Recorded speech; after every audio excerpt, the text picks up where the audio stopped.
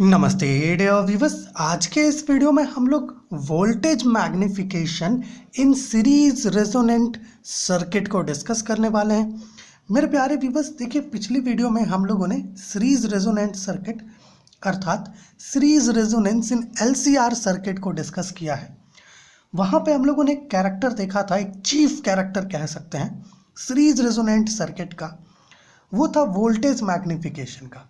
कहने का अर्थ ये है मेरे प्यारे व्यूअर्स कि जो रेजोनेंट फ्रीक्वेंसी होता है उस रेजोनेंट फ्रीक्वेंसी पर इंडक्टर और कैपेसिटर के क्रॉस जो वोल्टेज होता है वो एक्चुअली में अप्लाइड वोल्टेज से क्यू टाइम्स ज़्यादा होता है। ओके, जिसे हम लोग कहते हैं वोल्टेज मैग्निफिकेशन। तो एग्जामिनेशंस में मेरे प्यारे व्यूअर्स इस प्रकार का क्वेश्चन दे सकता है कि what is voltage magnification in series resonant circuit. तो आप ये आंसर लिख सकते हो कि at resonance voltage drop across L which is also the voltage across C, मतलब एल का मतलब इंडक्टर और सी का मतलब capacitor, is Q times the applied voltage, और यहाँ पे क्यू क्वालिटी फैक्टर है, ठीक है। Hence, the chief characteristic of SRC is voltage magnification. अब बात ये आती है कि इसको लिखने के बाद आप इसे शो कैसे कर सकते हैं। तो इसको शो करने के लिए मेरे प्यारे व्यूअर्स हमें क्या करना होगा, हमें कुछ इस प्रकार से एट रेजोनेंट फ्रीक्वेंसी पर मान लीजिए जो पीक करंट है, जो मैक्सिमम, क्योंकि हम लोगों ने पढ़ा ना सीरीज रेजोनेंट सर्किट में जो करंट होता है रेजोनेंट फ्रीक्वेंसी पर वो मैक्सिमम होता है। तो और वो मैक्सिमम करंट का एक्सप्रेशन कुछ ऐसा होता है, I not is equal to E by R. यहाँ पे ई जो है ये आपका होता है, ऐसा कह सकते हो ई आपका पावर सोर्स है जो आपने सीरीज रेजोनेंट सर्किट में अप्लाई किया है, और आर आपका रेजिस्टेंस है।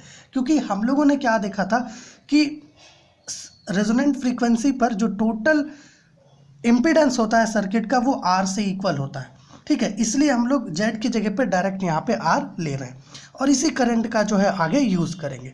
अब यहाँ पर देखिए हम लोग सबसे पहले पता करते हैं VL को, मतलब वोल्टेज अक्रॉस इंडक्टर।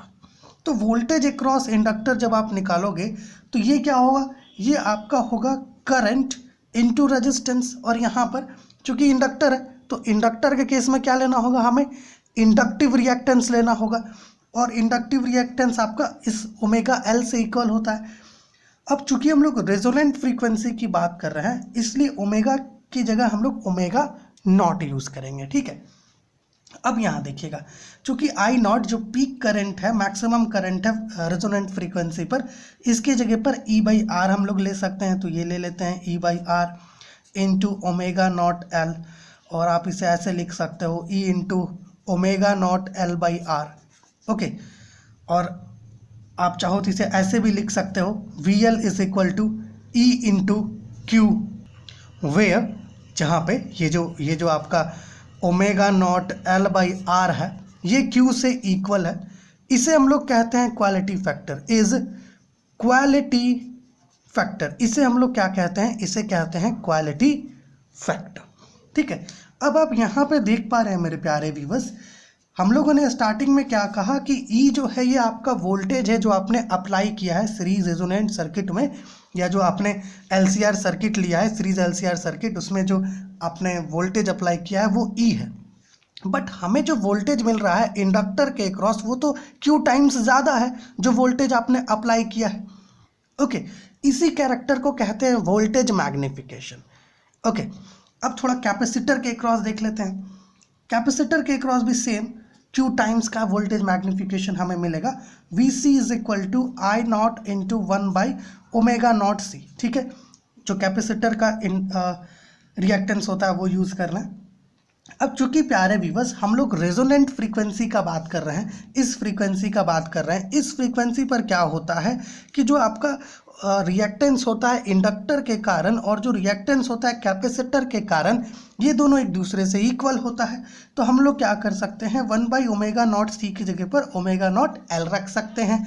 अब मेरे प्यारे व्यूअर्स आई नॉट किससे इक्वल है, ई बाई आर से पुट कर दो, यहाँ पे हो जाएगा ओमेगा नॉट एल, और इसे आप ऐसे भी लिख सकते हो E into omega not L by are.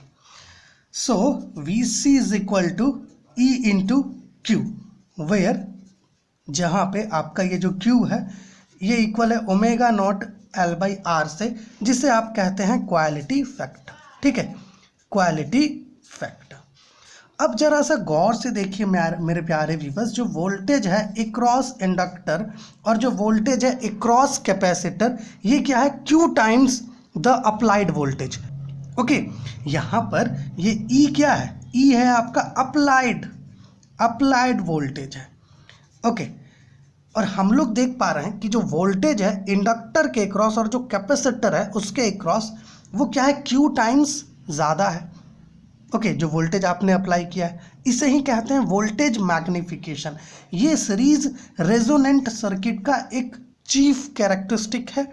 ठीक है, वोल्टेज मैग्निफिकेशन। सो अगर आपसे क्वेश्चन पूछे कि व्हाट इज वोल्टेज मैग्निफिकेशन, तो ये तो आप लिखोगे ही, बट इसके साथ साथ अगर आप ये जो मैथमेटिकल हिस्सा है इसको भी अगर आप शो कर दो तो ये काफ़ी इंपॉर्टेंट होगा, मतलब आपका जो आंसर होगा वो बेस्ट बन जाएगा। ठीक है, अच्छा यहाँ पर देखिएगा, हम लोगों ने इस Q की बात की जिसे हम लोग कह रहे हैं quality factor, that is omega naught L by R. अगर आप इसे यहाँ पर गौर से देखो तो आपको पता चलेगा कि क्वालिटी फैक्टर जो है वो R पर अर्थात रेजिस्टेंस पर इन्वर्सली प्रोपोर्शनल है। कहने का अर्थ ये है मेरे प्यारे व्यूअर्स कि अगर जो आपने जो LCR सर्किट लिया है, सीरीज LCR सर्किट, ओके, जो रेजिस्टेंस है वो लो है। ओके, अगर आपका रेजिस्टेंस लो है तो क्या होगा, यहाँ पे जो क्वालिटी फैक्टर होगा वो हाई होगा। उसी प्रकार से अगर ये रेजोनेंट माफ़ कीजिएगा, ये रेजिस्टेंस अगर हाई होगा तो क्वालिटी फैक्टर लो होगा। ओके, और जो सेलेक्टिविटी होता है ना सर्किट का, सेलेक्टिविटी, ओके, ये सेलेक्टिविटी क्वालिटी फैक्टर के टर्म्स में डिफाइन होता है। तो अगर किसी सर्किट का क्वालिटी फैक्टर हाई है तो उस सर्किट का सेलेक्टिविटी भी हाई होता है।